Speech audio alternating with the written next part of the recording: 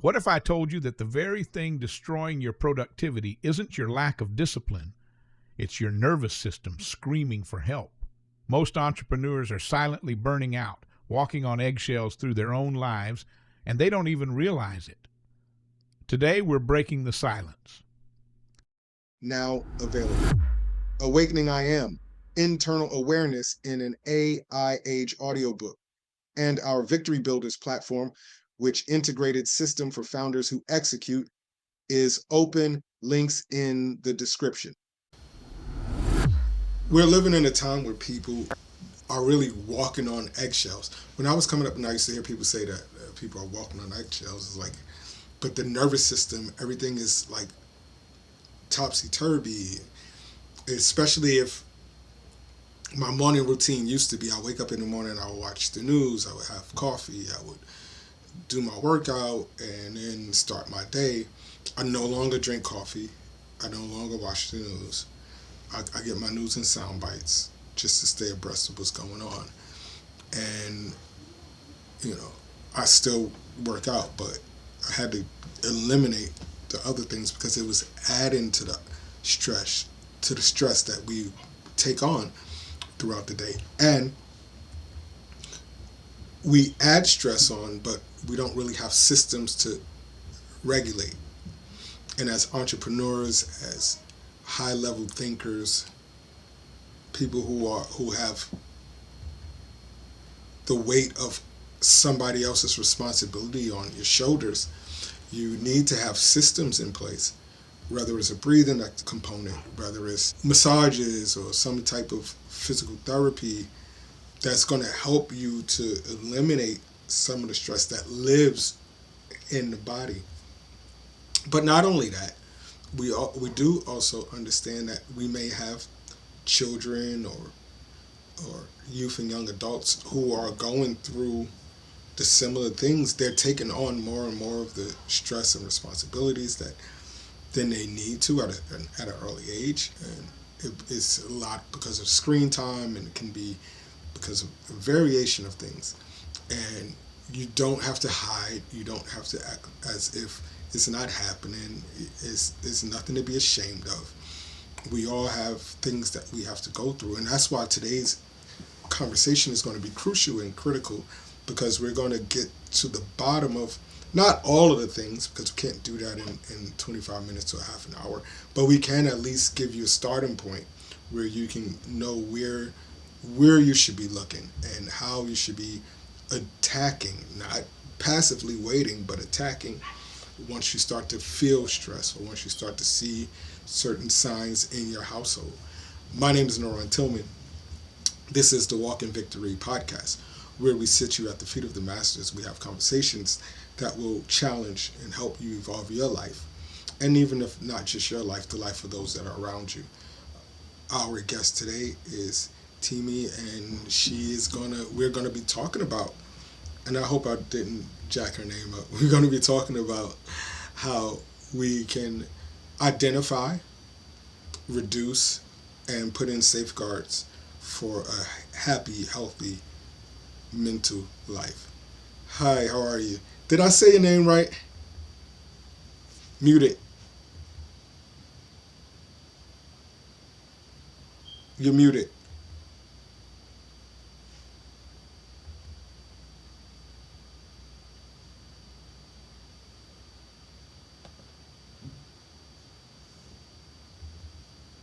Still muted. Is that better?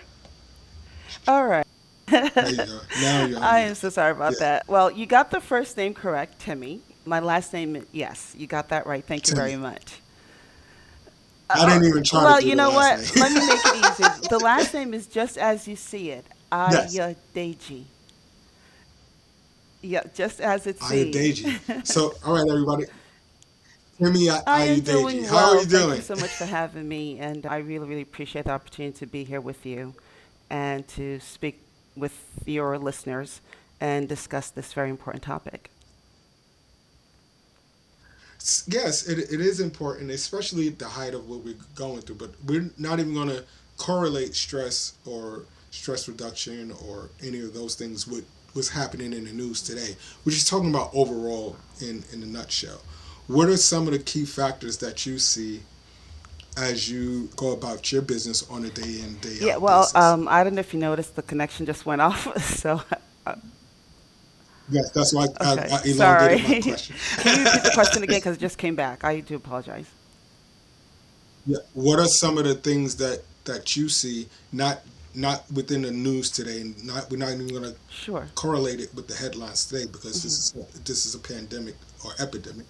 What are some of the things that you see across your studies and the people that you're dealing with as America begins to get more and more stressed and more Sure. downloading with Thank you for anxiety? that question. Unfortunately, we live in a time that stress is more obvious. It's more rampant. It's more seen. It's more identified because of what's going on.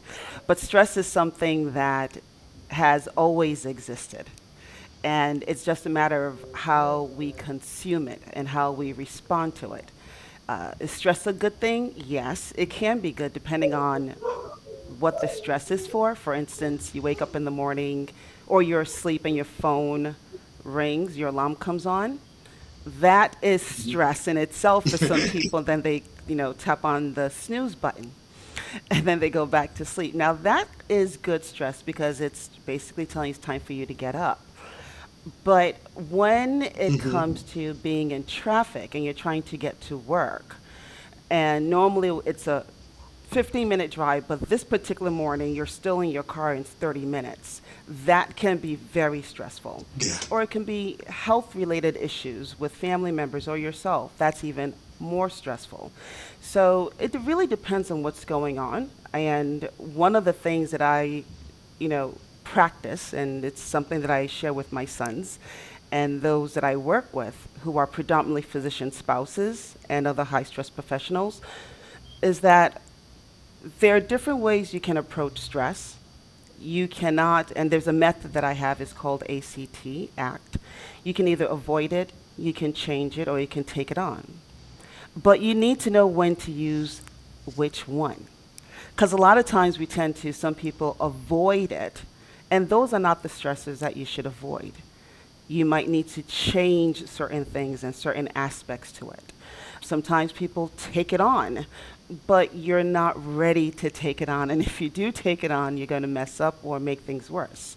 So it's right now with what's going on, I cannot control what's going on in the world. The only thing that I can do is pray and trust that God is going to take care of it. And I do what I need to do for myself and my family and those around me. And that's it. That approach to this stressful situation for me is taking it on, but I'm changing the way I'm approaching it. I'm not avoiding it because I'm living in it. Mm.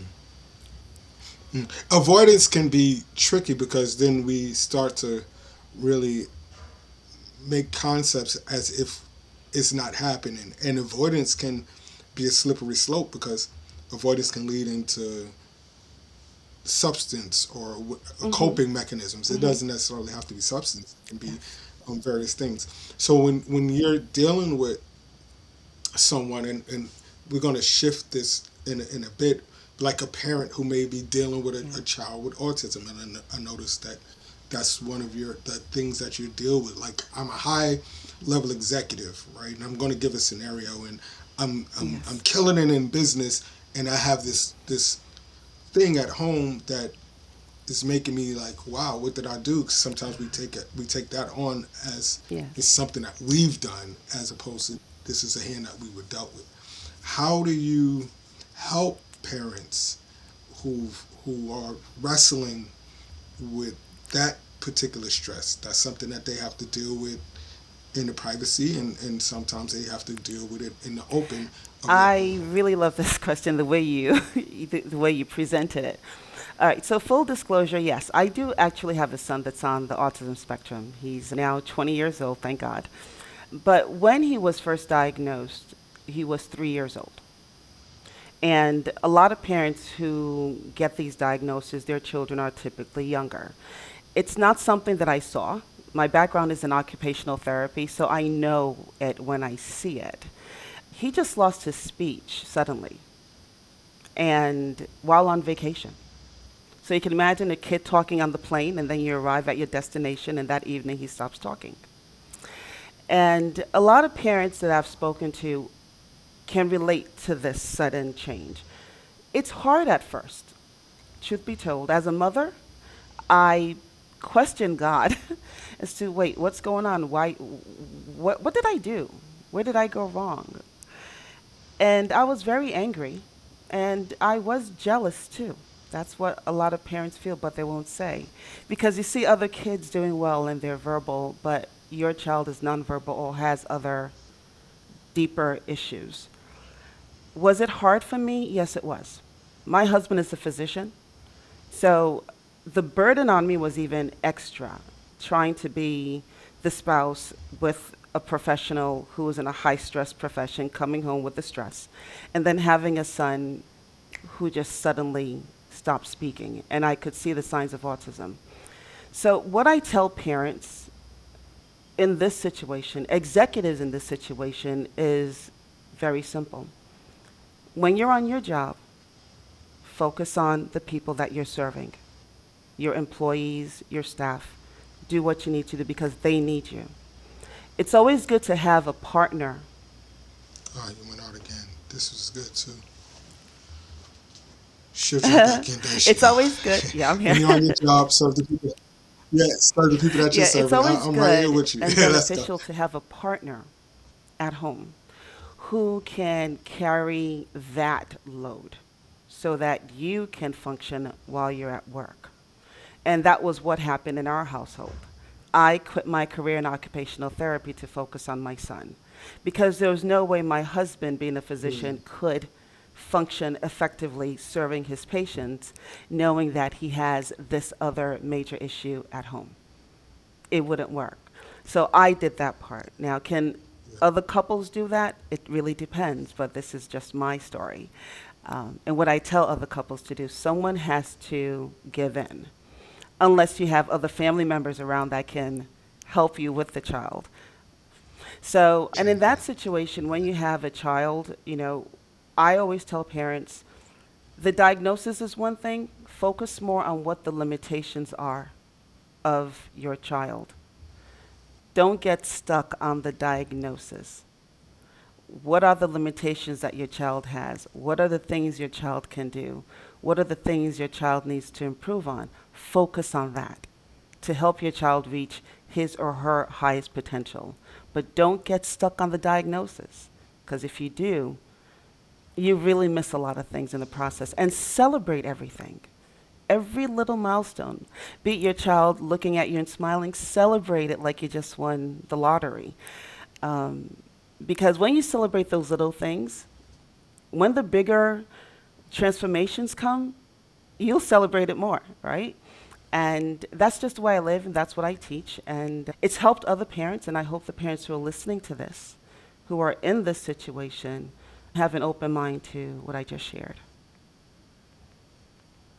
Well, it's you've worn your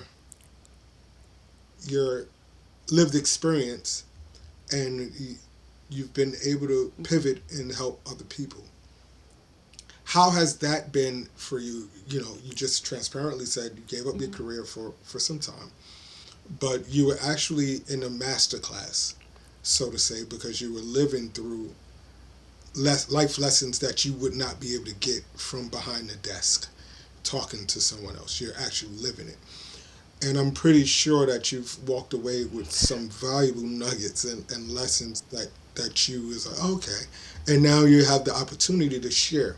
One, what gave you the confidence to share your story? And two, when did you know that you can wipe off your old ThinkPad and get back into the ring and help What the gave me the world? confidence? Multiple things. And it just didn't happen in one day or in 1 month or in 1 year. There were just different things. So with my son, I always documented everything that I was doing with my son, which is part of the occupational therapist to me, where you're constantly documenting. So I documented every single treatment approach, every single methodology when we started. I did not medicate my son for a reason. That was me. I went through the homeopathic route, but I was very anal about documenting because I always wanted something to compare where he was last year, where he is now. So as he started getting better, he started speaking. Other parents noticed it. They thought I was medicating him, which was fine. Uh, I I was comfortable sharing with other parents at that level what I was doing with my son. Yes, a lot of parents could not believe what I was doing because, like I said, I wasn't medicating, I was using homeopathic remedies. And they thought I was cuckoo on Cocoa Puffs, which is fine. I just laughed it off. I was never offended. But during that time that I was helping my son, my husband also had his own health challenges, which the world didn't know. He was suffering from renal failure. So to the world, we looked like this very happy, together family. I was always smiling. I was always composed. But I was carrying the heaviest burden you can ever imagine. Being afraid of what would happen to my husband, who was functioning so well at work, his patients didn't know. And I'm at home trying to be there for him when he got home and also help my son. And I have 2 kids, by the way. So years later, during COVID, I decided to donate my kidney to my husband. Before then, I told my husband, why can't we just put it on Facebook that you need a kidney? Your patients, the community, they would bend over backwards for you because you're adored, you're loved, but he didn't want to. That in itself was another burden because I couldn't share the pain. But I decided I'll go ahead and donate my kidney to him. And after that, I actually had a sit-down conversation with him. And I said, I'm sorry. it's I'm sorry to okay. laugh, but you're African, you're a Nigerian woman. I'm pretty sure that conversation was really a little bit spicy. At the you done gave up the career, you done gave up the kidney. You're like, Oh, yo, well, you know let me what? tell you This is what something. is so funny. I love what you said I just about, I'm I just love messing what with you you. said. We have nephews and nieces who say, Auntie, Uncle, you guys are Nigerians, but you're not the typical Nigerian couple. And I'm like, we're not the typical Nigerian couple. That is very true, but we do embrace our core values, you know what I mean? But when I sat down and had a Hmm. talk with him, there's no disrespect in it. And it wasn't like, I gave you my kidney so you have to No, listen. of course No. not. It was, I literally had to put myself in his shoes. And I saw from his perspective, Mm, which was, your patients look up to you. They want you to be healthy. They want you to be fine. And he wants to see his patients and let the conversation be about their health, their well being, their recovery, not about, oh, doc, how are you doing? And yes. I saw that perspective. I worked in healthcare, so I get the dynamics and I understood it. But I need to have that conversation with him for him to see my perspective as his wife, not a Mm, patient, not a colleague, but his partner. And I told him the stress that I've been carrying for years had physically affected me, physically. And I just asked, I said, can I please let people know what we've been through? Because now that you have a new kidney, now that our son is speaking and he's doing well, now that we've seen how God has shown himself mighty and strong in our lives, I want to be able to share that because there are other women and men and families out there who are going through part of what we're going through. And they need to know that they shouldn't give up. They need to know the things that I did, the things that we did. So if God can bless me, why can't I bless others with my story and my journey? And I was shocked, actually, because he said, sure. Immediately he said, sure. I thought he would say, let me think about it. But immediately he said, sure. And I literally asked him, are you sure? And then he said, sure. The word sure was going back and forth, and my son was like, okay, we are all sure. Daddy is sure. You're sure. Go for it. So I want to pin there because there's a lot of therapy just in that Hmm. particular exchange that can be addressed. One, the respect that you have for your heritage, because the Nigerian men are very. I have a friend that's they're very prideful beings, and sometimes there's a communication gap Yes. when it comes to men and women, right? Where instead of having that conversation, but this is the Hmm. therapist in you, instead of having a conversation, someone may have just went to social media and started documenting everything and without even getting permission first. Why do you think that step was important, not just for you so that you can feel confident and comfortable doing it, but for your family dynamic?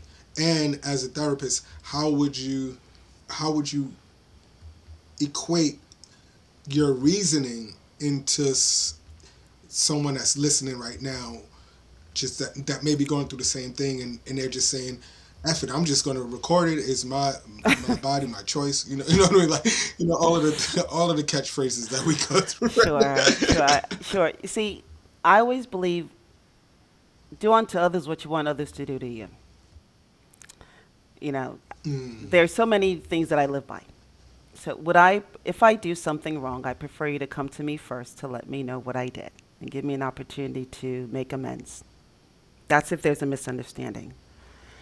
But if there's something that is personal and private that has to do with my health, I deserve twice as more respect and dignity for you to come talk to me about it and let me know what it is that you plan to do.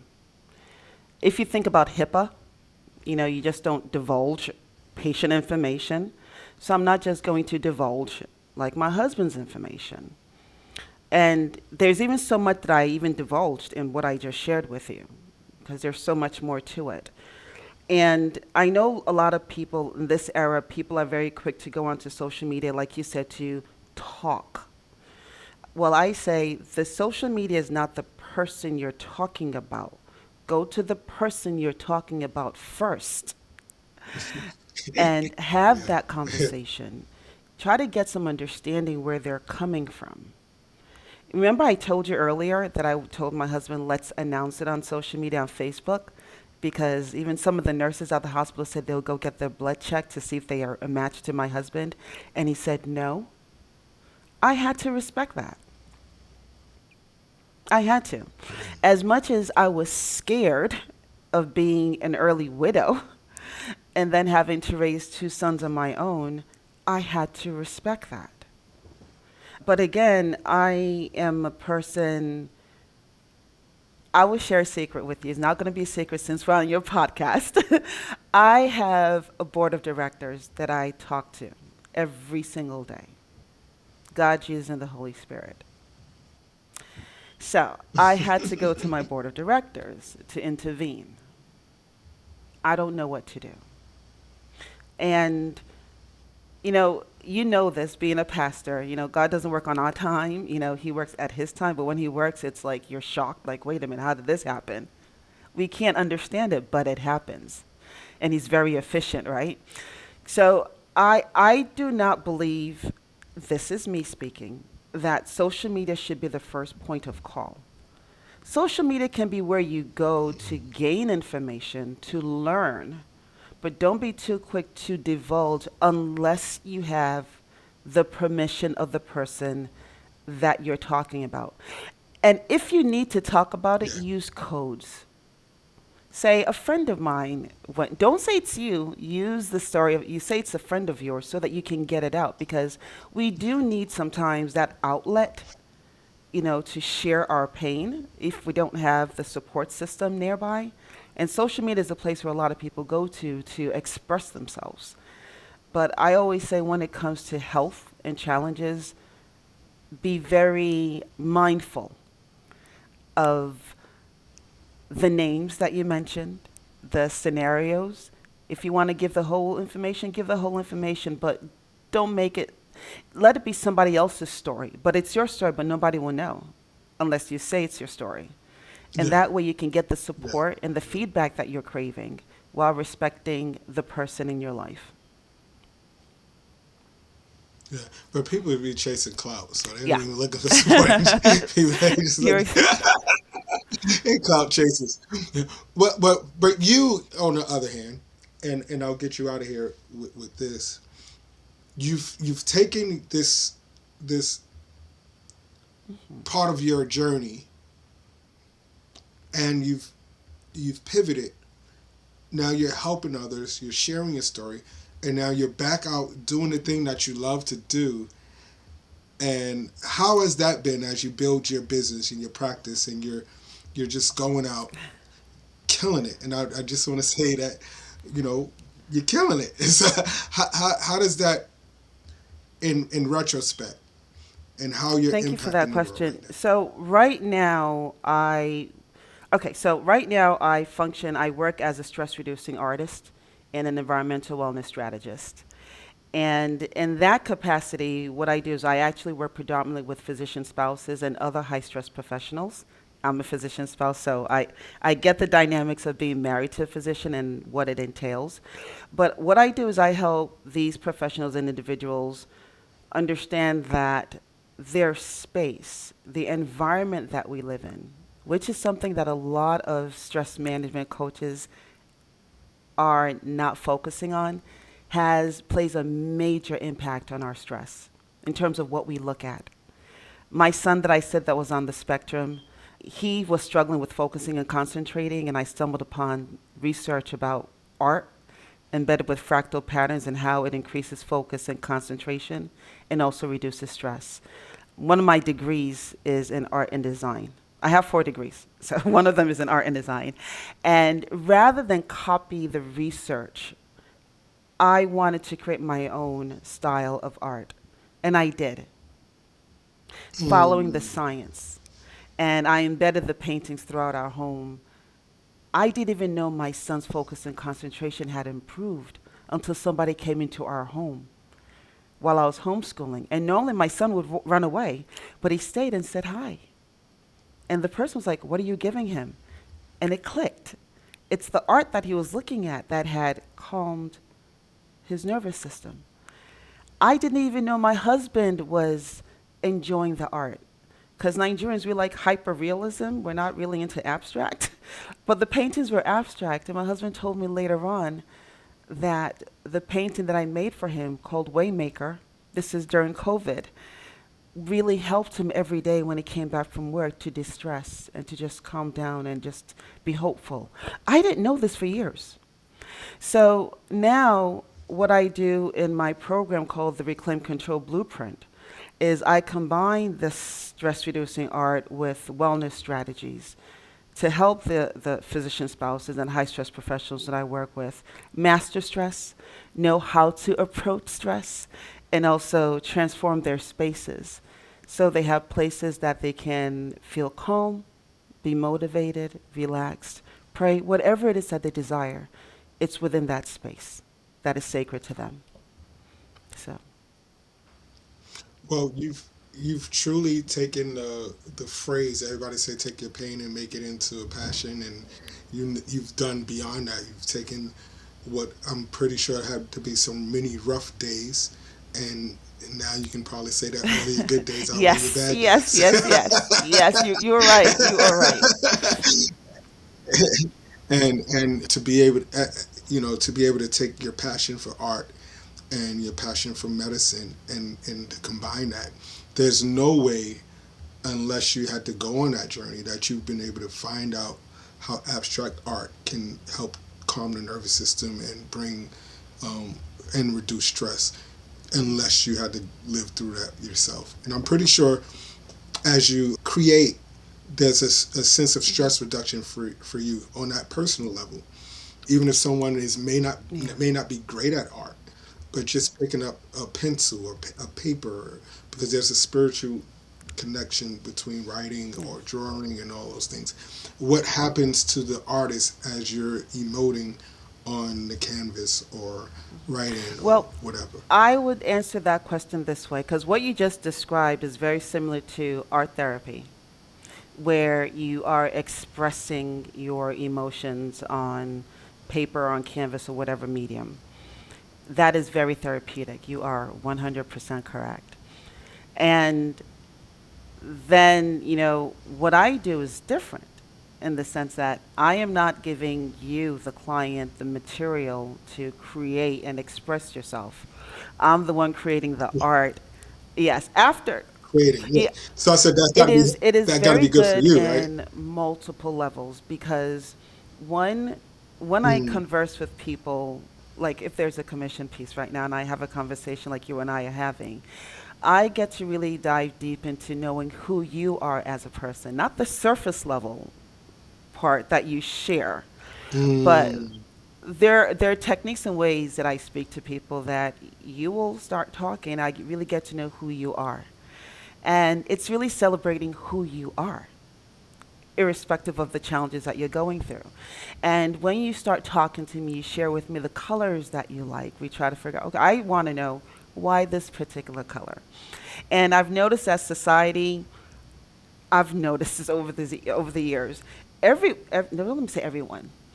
A lot of people think like relaxing colors are just blues, greens, yellows, and I just smile and I'm like, well, there is a spectrum of colors. And because the vast majority of society says red is it's it's the devil. the Thank you. devil. Yeah. Black is the devil. Red is bloody. I'm like, Yeah. wait. Okay. But it's how you use the colors that is key. Do I understand color psychology? Yes, very well. I use every color in the spectrum with my art. I actually only use three colors in every painting. But when you look at it, it looks like definitely more than three colors. Is because I understand how colors work and how they merge. Which color is dominant? What emotion am I trying to exude? And with my pieces, 10 different people can look at one piece of art and see 10 different See 10 things. different things. But one thing is consistent. Some of them might be motivated by the artwork. Some of them might be calm. Some of them might just want to just sit with it. All those are positive emotions. That is the key. How it speaks to you. It has nothing to do with what I created. And behind every painting, I actually do write something there. Every commission that I've done till today scares me because when I now give the commission piece, the person on the other, they literally cry because I tapped into something they did not share. I just wrote it Mm, because I pray before I start painting and I just write whatever it is I need to write. I get it out, write it. And it's a very special piece for them.